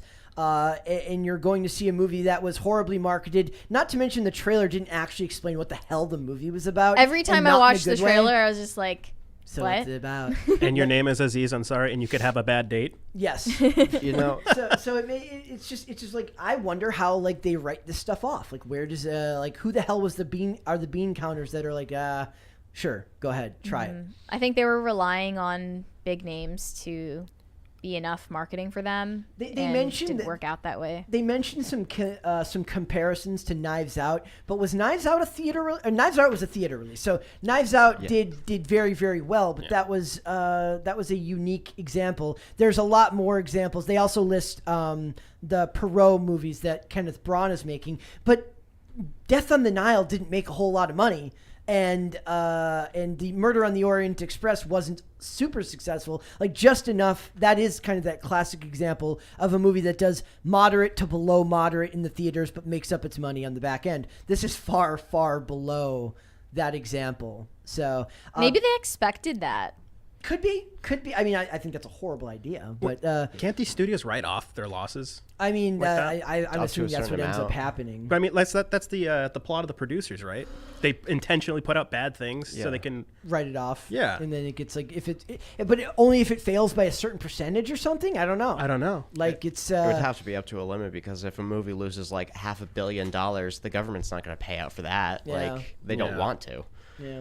So the funny thing is, I would recommend, other than the part at the end, which is super on the nose and just something that it's the most 2022 ending ever. But I'm not. It was kind of kumbaya. Yeah. It wasn't overly preachy, but it was definitely calling to some modern political themes. Yeah. But I'm also not a completionist. I can watch half of a show and not finish it and be completely fine. I can like 2/3 of a movie and be like, yeah, all right, that was fine. Like, as long as it's not the first act. I can't stand bad first acts. So the movie has to start well, otherwise I can't get through it. But this is definitely one that you guys might want to go see if you're looking for something that is different from Marvel, DC, and all the other stuff that's coming out right now. Mm-hmm. Let's go to Super Chats. Well, another thing also, it's not derivative of anything else. Like No, it's its own thing. It's not a sequel. It's not a reboot. Was not it based on a remake. book? I thought it was based on a book, or am I getting that wrong? I think it might have been based on well, it said it was based on a lot of true events that obviously that's denotes what a it lot was. of creative liberties. That's what it was. A real story of political corruption that they took liberties with. Caper 2X said, Brett, wish the cuter Brett happy 21st birthday. It's Brett Cooper's birthday today, apparently. I thought it was yesterday. Is today the? Or maybe it's today. I Could don't know. be. I Happy know birthday, that. I guess, Yeah. if you're watching. Happy birthday, Brett Cooper.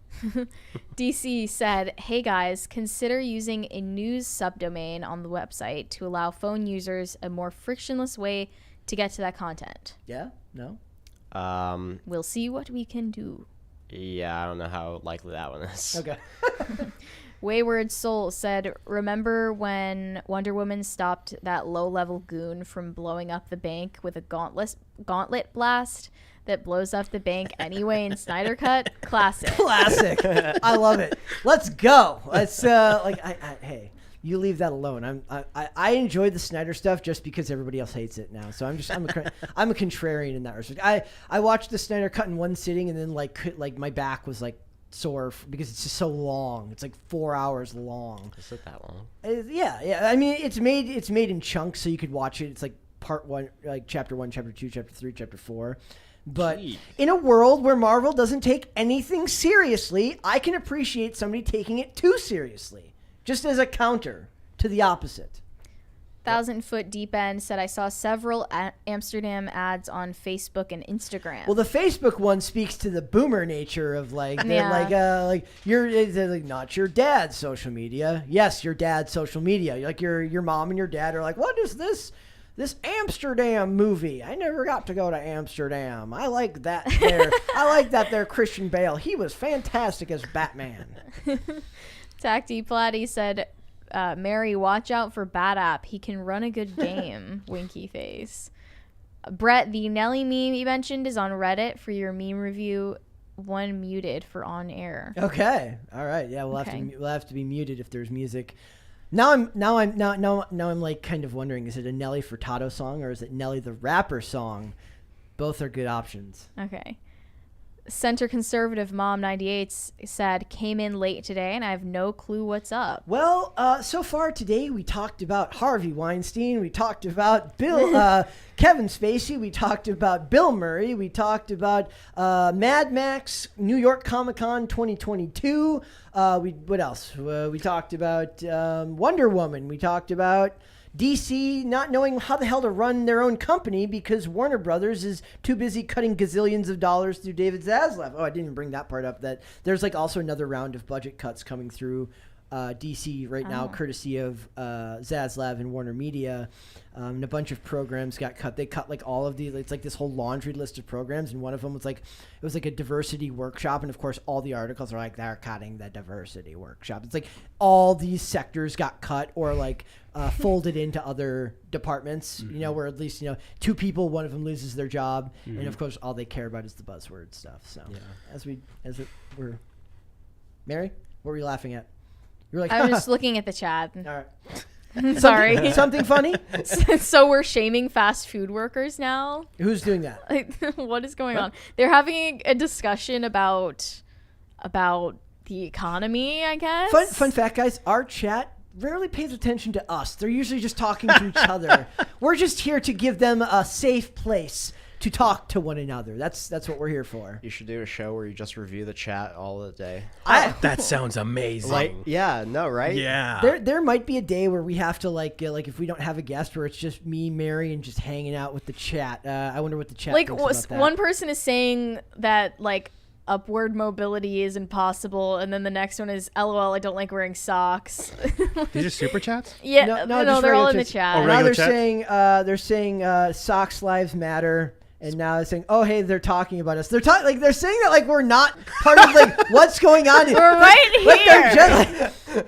They're saying that like they're just in their own world. Like, oh, look, the people are talking about us. Like, what? Kind of endearing, actually. The real show is the chat. Yes. Yeah. Yes. It's sort of like in Chicken City when all I do is just like discuss philosophical topics with each other while watching chickens. I don't know if you guys I sometimes will watch the IRL chat and then just be so thankful because our chat is so much nicer. Successful. Yeah, dude. Like I love it. I love that everyone's got their opinions, but here everyone's much nicer and much kinder. Are you not, guys? And he says, are they still talk? Guess we'll keep chatting amongst ourselves. See, now I just feel rejected and ignored. Okay, thanks a lot, guys. Yeah, okay. Just for that, we're ending the show, guys. All right. All right, guys. Thank you so much. Let everyone know your social media, man. You can find me on Instagram and Twitter at manofbert, and then check out Timcast News on Twitter and Timcast. What's the thing? Click on the read tab. There you go. Click on the read tab. Click on it. Yeah. And to be fair, like that's like you're one of the few people. Like a lot of times, people like don't have social media. Like Dane's like, oh really? Yeah. Well, Dane's like it took forever, but he finally told people to follow him on Twitter. Wesley does. Dane follow on Twitter. Yeah, and he says it really fast and stuff. Oh yeah. So yeah. Let everyone know. Pop Culture Crisis, episode number 222. That's where you can find me. Normally, Good I'm locked to in the know. basement. Well, you're busy. You're a busy guy. Yeah, they feed me fish We heads. lock you in the dungeon, and Yep. sometimes we give you quest bars as your sustenance. What you don't see is the chains hooked up to my ankles right now. Yeah. Well, we Excuse me, you're not allowed to say that on air. We actually we like wrap them in something so you can't hear the clinking under the table. Oh yeah, no, it's just bubble wrap. Was the new Hellraiser filmed in the basement? Yes. It should have been. Have you seen it? Do you I don't care? want to. You don't want to? Do I have to? There's a YouTuber named Mr. H Reviews who I tend to I trust his opinion on a lot of stuff. He's from the UK, so he's like he knows what's going on with Hollywood and how awful it is with wokeness and whatever. As much as I hate that word, but he tends to have very very good nuanced takes and stuff. And he said that movie was better before like the director tries to explain the ending and it like ruins it for him. So all right. So I'm not just like I want to see him remake Dark City. I've never seen the original. Yeah, it's really good. Yeah. Yep. All right, Mary, there's some super chats there. Then you can let everyone know where they can find you. 1,000-foot Deep End said, Brett's not wrong about the chat. Sometimes I get distracted from the show if I pay too much attention to it. LOL. See, that a lesser Heaven forbid. a lesser podcast would be insulted and take that personal. But luckily, we're very mature and grown up here, are we not? We like our chat. You're nothing like the IRL chat. Bobcat said, yes, the real show is the chat. Thank you for noticing. No, You get the thank credit you deserve. Yes. What do you guys think? Would you guys like a show where it's just me, Mary, and the chat? That's what it'll be called. Me, I Mary, mean, that could be good members only. Some kind of like Stuff. Brett Cooper style. Yeah. Yeah. Just hanging out. You could do that. Yeah. All right. Hobbit said, if we don't look at the hosts, they won't acknowledge us. Just stay calm. Everything's going to be okay. This is incredible. Like I don't know whether to take this like as like an insult or as if this is just amazing, but I think it's just amazing. DC said, we feed the hosts every once in a while. They're fun to watch. It really is bread and circuses, ladies and gentlemen. Mary, let everyone know where they can find you. You can find me on Instagram or Twitter, both at Mary Archived. Guys, where you can find me is not in the chat because in fact, you know what? I'm going to here we go. Hello, chat. No, you can't be one of them. I am now one of them. All right, guys, if you want to follow me, you can follow me on Instagram at Brett Dasovic. For the show, we are here Monday through Friday with the chat. Every day, 3 p.m., Monday through Friday right here on YouTube. We have one more. It says, from Hobbit for $2. It says, Brett, Mary, in chat. Yes, please. That's what they want. Well, let's do it. Give the people what they want. And then we're also on Amazon Music, Apple Podcasts, Pandora, and Spotify if you want to listen to us interact with the chat and all things that go on in this show. We are on social media. We are on Twitter at popculture_show, Facebook and TikTok at Pop Culture Crisis, and on Instagram at Pop Culture Crisis Pod. We will be back with the chat with another episode tomorrow. We'll see you then, guys. Bye. Bye. Bye.